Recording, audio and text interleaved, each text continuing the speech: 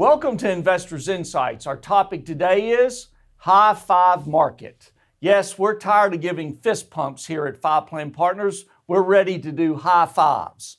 And the reason we're using that topic today, we're going to discuss in detail. In fact, I'm going to encourage you as our viewers to stay with us through the whole vlog this morning because of the information that we're going to provide. I'm joined by my distinguished colleagues who just came out of a heated discussion with me in portfolio strategies. I've got Adam Van Zant, I've got Bobby Norman, and Trey Booth. It was a great discussion, and we're going to take this time to go into detail with you about these markets. Now, one of the questions that continues to come our way, can this market go higher? We've hit some new highs.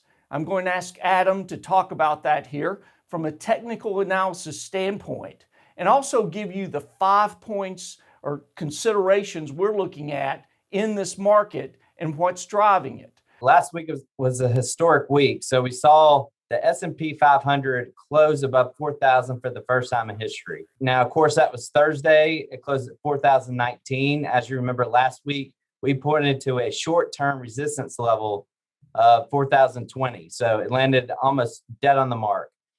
This week, we have pushed it up to 4,050 as our new resistance level with a support level of 3,980. One other thing that we look at that's really important for the markets moving forward, and we like to kind of go over these subjects, is the 50-day moving average and the 100-day moving average. So the 50-day is hovering right around 3,900, a little south of that, and the 100-day is 3,800, a little bit south of that. The reason those are important is because we are seeing a more consistent market. Now, to Greg's point, will it stay like this? It's very true, Adam. And let me emphasize to our viewers, technical analysis is just as important as the fundamental analysis. Adam's giving you the technical.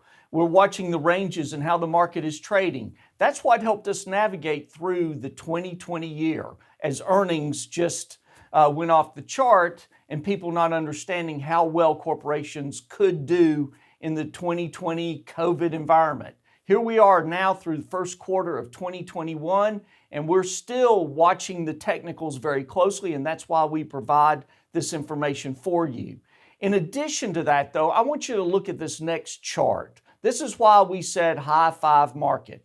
These are the 5 points we want to make here today that you need to take in consideration when you're reading about this market, listening about opinions, as we are tracking through and navigating this market and the portfolios in relation to our clients' financial blueprints. Those 5 points are: this market is experiencing low interest rates, low inflation, improved earnings, federal fiscal stimulus, and central bank accommodation. Please hang on to this chart. It's important. It's the momentum that's currently behind this market. It is strong momentum. And we fully believe that in this second quarter, we have these 5 factors that will determine whether this market goes higher or not. With that said, though, Bobby Norman in our portfolio strategies meeting also brought up the point that yes, there's low inflation in a lot of areas, but we're also seeing some high inflation in other areas. Bobby, elaborate on that. Yeah, Greg, with the higher demand as the economy's reopening, we're starting to see higher prices. And so inflation has been a hot topic recently with the economy showing signs of strength. And while we're not worried yet about overall inflation, we're definitely watching inflation in certain areas. Usually inflation reports cause a big yawn on Wall Street. But right now, inflation is causing a little bit of fear as the economy starts to open back up.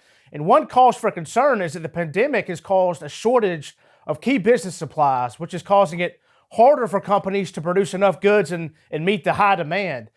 In one sector we're looking at specifically is housing and the price of lumber. As you can see in this chart, the price of lumber is up 300% in the past year. We've also seen copper up 87% and also the 10-year yield up over 89%. So we're watching these increases carefully to see what impact they'll have on the housing market, which has been red hot throughout the pandemic and one of the consistent bright spots we've seen. And we're watching to see if the rising cost in the building supplies and borrowing leads to less spending in other parts of the economy, which could impact the market. But we'll continue to talk about inflation fears in the vlogs in the coming weeks. But, again, we expect to see demand increase as the economy is reopening.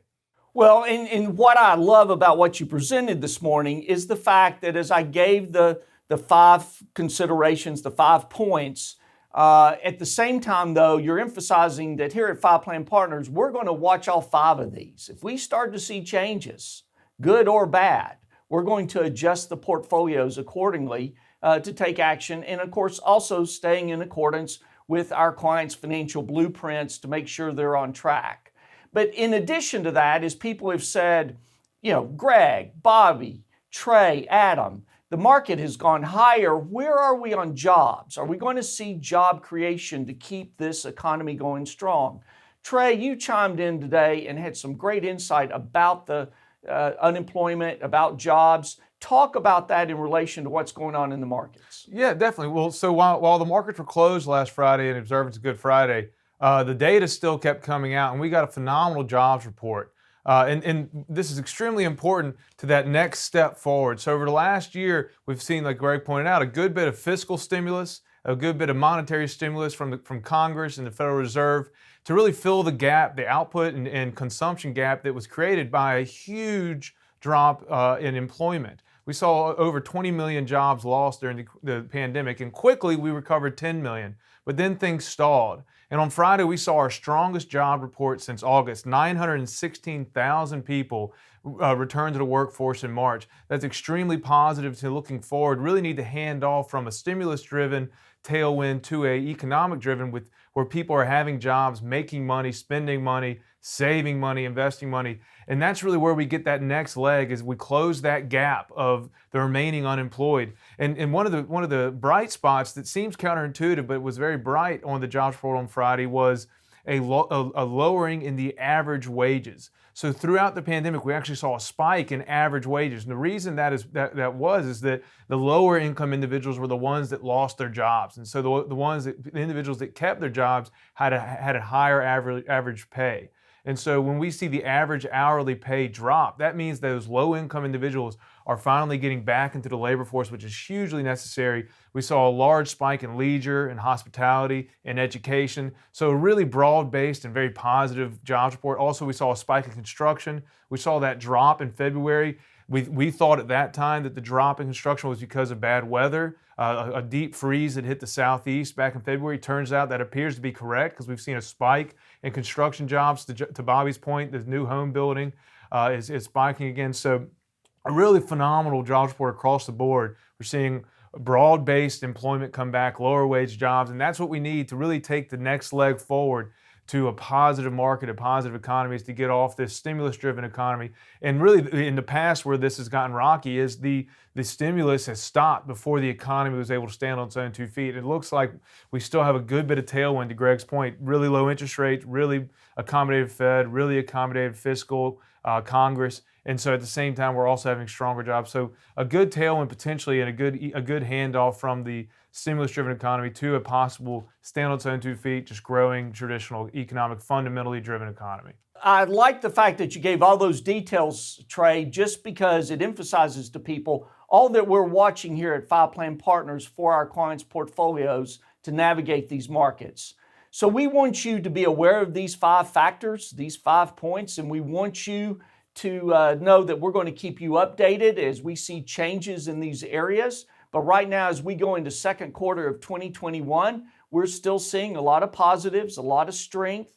We're going to keep you updated on that. There will be those that will talk about the market's too high, the market's overvalued. But when you've got this kind of momentum behind the economy and you're seeing these kind of changes take place, they're all very positive as we move forward. Also, we're going to keep you updated with our social media. So keep tracking us on LinkedIn, Twitter, Facebook. And also, we appreciate each and every one of you that watch the vlog and also share it with family, friends, colleagues there at work. So we hope you have a great week. We're now in the second quarter.